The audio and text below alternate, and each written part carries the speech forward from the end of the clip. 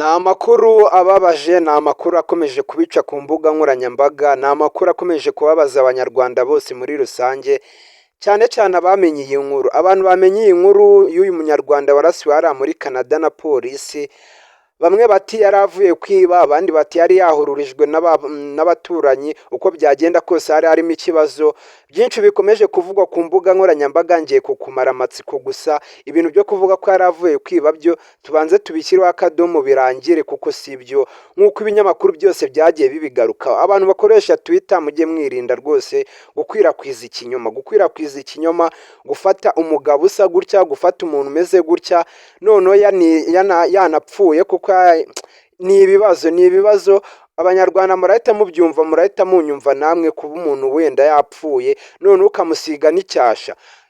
Ntibivuze ko hari abantu bajya kwiba bagapfa, ariko nyine mujye muvuga amakuru muhagazeho. Niyo mpamvu rero bamwe mu bantu bankurikirana hano kuri Kora TV Show mwagiye mutwandikira kuri WhatsApp, mutwandikira muduha amafoto y'uyu muntu, mutubwira ngo tubashakire inkuru kuko byagenze, kuko uko byagenda kose urava muri iki kiganiro usobanukiwe. Hari igihe abantu bakurakaza, ariko nyine nta kundi kabisa. tuba dutangiranye uburakari kubera abantu bakoresha Twitter kwifata mugasiga umuntu isura mbi, kwifata mukavuga ngo umuntu yaravuye kwiba. Murabibona ko hari umugabo w'umusirimu wari wiyubashye, ariko kuba ari umusirimu ntibivuze ko nyine hari n'abantu bajya biba ari abasirimu. Ariko umugabo reka tubanze tubishyireho akadomo, cyangwa mu byanzure mumenye byinshi ngiye kugenda mbaganiza muri iyi nkuru. Muramenya icyo yazize, cyangwa byinshi uri kugenda wibaza, ndaje mbikubwire kugira ngo urusheho gusobanukirwa. Ni Erikson wari uteye muri Canada, yari afite umugore witwa Lydia, bari bafite abana batatu. Uyu nguyu rero polisi yamurashe amasasu agera muri ane, abiri mu nda n'irindi mu mutima, irindi sasu mu kaguru cyangwa mu itako. Urumva ko ari inkuru ibabaje. Tugiye kugenda tuganira hamwe kugira ngo murusheho gusobanukirwa byinshi uri kugenda wibaza kuri iyi nkuru. Niyo mpamvu mba ndi hano kugira ngo turusheho gusabana akantu ku kandi ngende ndushaho kuguha amakuru yizewe. Niba ari bwo bwa mbere ukiza hano kuri Kora TV Show, ntukajya ugenda udakoze subscribe, like, share and comment kugira ngo ibiganiro byacu bijye bikugeraho umunsi ku munsi. Ndatekereza ko byinshi uri kwibaza kuri iyi nkuru urava muri iki kiganiro ubisobanukiwe. Niyo mpamvu mba ndi hano kugira ngo mbagezeho amakuru yizewe.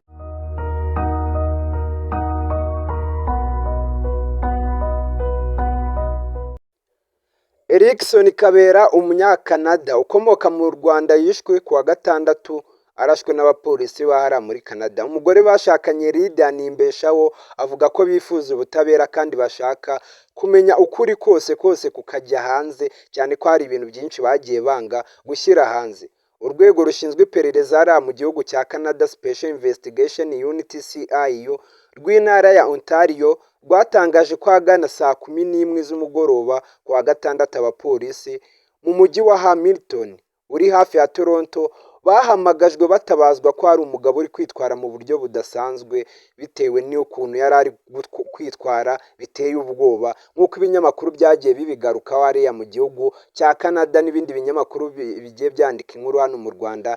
Uyu mugabo rero uri kugenda ubona kuri screen yawe, cyangwa uri kugenda ubona ku mafoto, byagaragaye ko bamurashe amasasu abiri mu nda, n'irindi mu mutima n'irindi mu matako. Ubwo urumva, cyangwa ku bibero, urumva ko ari amasasu agera muri ane.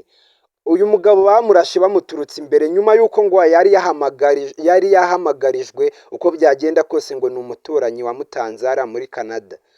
Nk'uko abanyakanada cyangwa abanyarwanda batuye hariya mu gihugu cya Canada, batuye hariya muri Canada nyine bafashe ubwenegihugu bwara muri Canada, bagiye babisobanura. Bavuga ko abanyarwanda hariya mu gihugu cya Canada nyine badafite umutekano uhagije, kuko ngo hari n'igihe umwana w'umunyarwanda ajya nko gukomanga ku gipangu cyangwa ku rugi rw'umunyakanada hariya, bagahita bamuhuririza polisi. Ari akana gato, ya mikino y'abana bato bagenda bikubitera utugeri, bagenda batera nk'utubuye, bagenda bakomanga ku bipangu by'abantu. Abana murabizi ko nta ribi ryabo, nyine umwana ikintu akoze si ngombwa ngo uhite umuhuririza polisi, ariko bakora nk'utwo tuntu twa dukorwa tw'abana bagahita babahamagariza polisi. ngo uyu mugabo rero nawe ngo uko byagenda kose ngo hari umuturanyi wamuhamagarije polisi nk'uko Lydia avuga ko hari amakuru menshi batababwiye gusa ko hari umuntu wahamagaye 911 nimero ya polisi ariko bataramenya ko bamurashe. Polisi yahise yandika ku rubuga rwayo ko hari umuntu barasanye muri Hamilton wari ufite imbunda akaba bahise bamutwara mu bitaro. Ibyo bitaro nibyo yaguyeho uyu mugabo nk'uko nagiye mbibabwira. Avuga ko ibi byabababaje nk'umuryango we kuko byatumye Kabera abanza kumvikana nk'umuntu warashwe arimo kurasana na polisi kandi atari ko bimeze. Uyu Lydia nk'uko yagiye abitangaza yavuze ko ibinyamakuru bimwe mu bintu byagiye byandika yatangaje ko ngo njyewe naramubonye mbere y'uko umwuka umushiramo burundu uburyo bamwishe nk'inyamaswa. Amakuru yaturakaje twese ni ukubona abapolisi babiri barashe umuntu uhagaze imbere yabo. Uvuze ngo niba wenda baramurashe bamuturutse inyuma wenda bakavuga ko yari ari kwiruka ari kubahunga, ariko bamurashe bamuturutse imbere bishatse kuvuga ko bamurashe birebanira amaso ku maso. Barongera barandika ati abana ntibazongera kwizera polisi. Kubera iki rero? Lydia avuga ko guhamagarirwa polisi nk'abaturanyi ku kintu gito icyo ari cyo cyose ari ikintu hariya mu gihugu cya Canada bamenyereye cyane cyane bakunze gucamo mu buzima bwabo bwa buri munsi. Yatanze urugero ko hari igihe abaturanyi bahamagara polisi ngo kuko abana babo bari gukomanga ku muryango wabo. Ibaze nk'ibyo bintu nyine ibaze nk'ibyo bintu biba nko mu Rwanda. Rero twajya duhora polisi yagihora mu kazi kuko ibyo ni ibintu biba bisanzwe. Sinzi impamvu bakibikora ari mu gihugu cya Canada, wenda hari ukuntu baba bagifata abirabura ntawamenya. Ni ibinyamakuru byagiye bibyandika. Lydia Nimbesha we yagiye kuba i Toronto muri 2010 asanze Erikson Kabera wabagayo mbere yuko bashyingiranwa. Bombi bari bafitanye abana 3 b'abahungu. Ibyo bintu nagiye mbibabwira nk'uko bivugwa nk'ibinyamakuru hariya Toronto Star. Lydia yabwiye BBC ati abana barakaye, bararemerewe, bararira ubudahagarara cyangwa bararira badahagarika kurira. Abana babirabura hano tubigisha kuba polisi kuva ari bato, tubabwira ko bakwiye kwitwararika imbere ya polisi, birinda gufata mu mifuka mu gihe bari kubaganiriza. Wenda umupolisi yanamuvugisha akamusubiza mu buryo bwiza. Sinzi impamvu rero ibi bintu babikora kuko abirabura turi mu bantu bubaha cyane hano muri Canada kuko tubatoza umuco w'abirabura nk'uko tuba twarakuze twubaha abantu bakuru cyane cyane inzego z'umutekano. Sinzi impamvu ibi byose biba biri kutubaho gusa ngo abana bafite agahinda. Murabyumva ko bari bakiri abana bato. Uko byagenda kose agahinda ko nikabura. Special Investigation Unit yatangaje ko hatangiye iperereza riri gukorwa n'abantu batandukanye hamwe n'abandi bantu babiri bari gukusanya ibimenyetso. Ariko uyu mugore Lydia akavuga ngo niba polisi hano muri Canada yambara kamera, ibyo bimenyetso bajya gukusanya n'ibyiki batweretse amavideo ukuntu byagenze bakatwereka tugasobanukirwa kugira ngo tumenye icyateye urupfu. Polisi ngo hari muri Canada bose abakora cyane cyane mu mihanda baba bambaye udukamera. Uko byagenda kose barumva ko bafite amashusho y'ukuntu byagenze, ahubwo ni ukubera iki batari kuyashyira hanze ngo bayereke uyu muryango. Nibyo bintu abantu benshi bakomeje kwibazaho. Lydia rero nk'uko yagiye abitangaza yagiye avuga ati turasaba leta ya Canada ubutabera. Twumvise ko iperereza rishobora gufata amezi 6.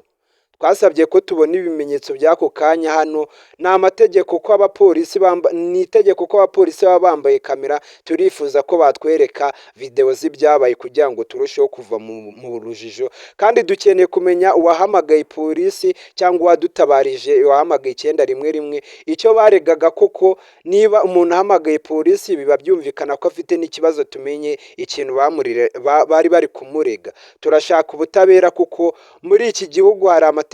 Nubwo Janti yaba ari mu ikosa rimeze gutyo, nta tegeko rivuga ko bagomba guhita bamwica cyangwa bagahita bamurasa nk'uko byagiye bigarukaho n'ibindi binyamakuru bigiye bitandukanye. Ngaye nguko rero ayo ni amakuru ari kugenda avugwa hariya mu gihugu cya Canada. Abantu benshi mwari mwansabye ko nababwira kuri aya makuru. Ndatekereza ko najyaga mbona muri comment wenda mukaza mukabyandika no mu zindi nkuru, ariko uko byagenda kose nabaye nimero ya WhatsApp kugira ngo muzajye mucishaho ibitekerezo byanyu kugira ngo muzajye muvuga wenda nk'inkuru mushaka ko twabakoreraho kugira ngo murusheho gusobanukirwa. Niyo mpamvu mba ndi hano kugira ngo turusheho kugendana akantu ku kandi. Ndatekereza ko abantu bari batwandikiye batubwira ngo tuzababwiye kuri iyi nkuru ikintu cyateye urupfu rw'uyu mugabo, byinshi biri kugenda bihwiswa ku mbuga nkoranyambaga babeshya ko yari avuye kwiba atari byo nk'uko ibinyamakuru byagiye bibigarukaho.